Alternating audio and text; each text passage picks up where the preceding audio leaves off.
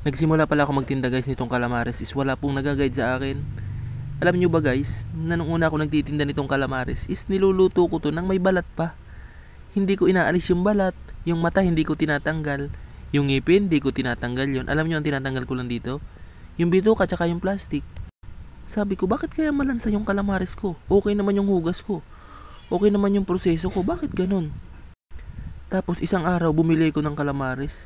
Tinanggal ko yung balat, tinanggal ko yung lahat. Yung mata tinanggal ko tsaka yung ngipin. Kasi pang ulam namin.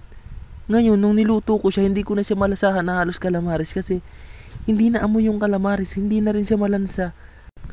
Ibig kong sabihin dito guys, habang patagal ka ng patagal dyan sa negosyo mo at yan ay tinutukan mo, tinuloy mo lang yung iisang negosyo, makukuha mo talaga yung diskarte habang tumatagal.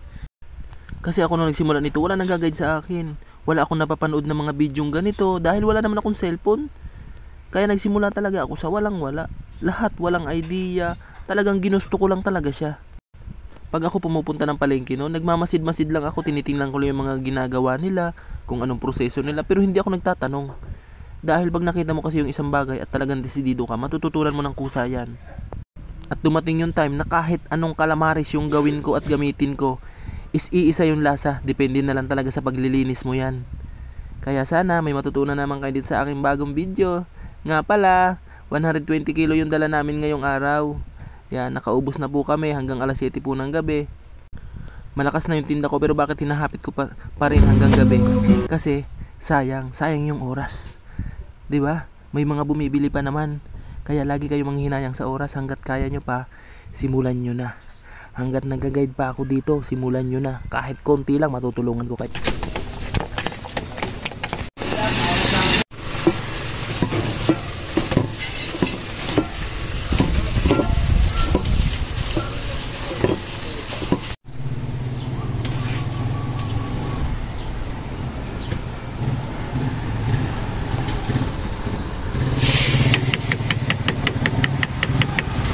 Hindi mo na tapos na.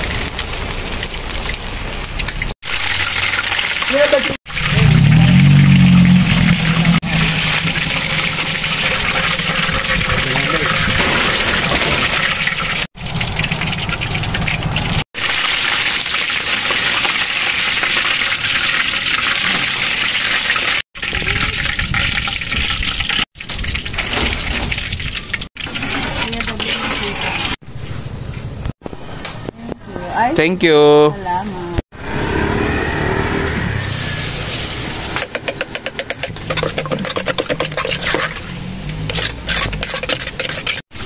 Kaya, salamat po.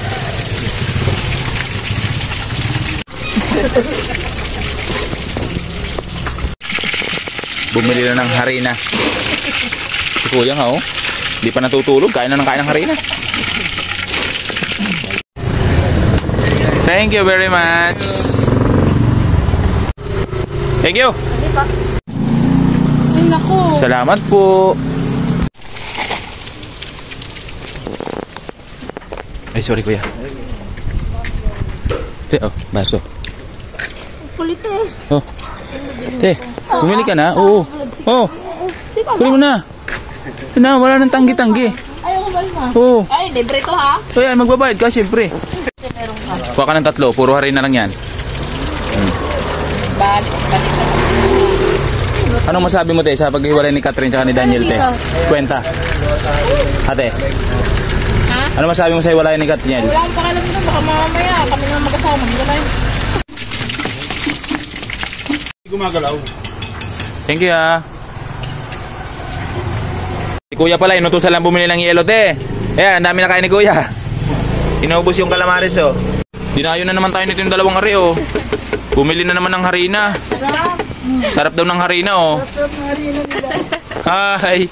Yan, magandang umaga ho kay Sky. Bumili ho ng harina. Magkano sa inyo? 20 nito, tapos 25 niyan. Alright.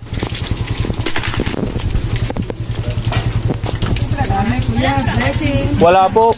Blessing niya, kuya. 50. Salamat po. Salamat din kuya. Balat lang tsaka calamares. Anim dito, 50. Oh, pakibigay yun doon. Thank you. Maraming salamat ho. Yan, sinimulan na tayong dayuhin. Maaga pa. Thank you, tropa. Maraming kasama naman siguro ito sa buhay pag bibidyo. Oh, ito na yung galamay. Oh. Si ate, inubos yung galamay. Wala na kayong aabutan kaya bilis-bilisan nyo.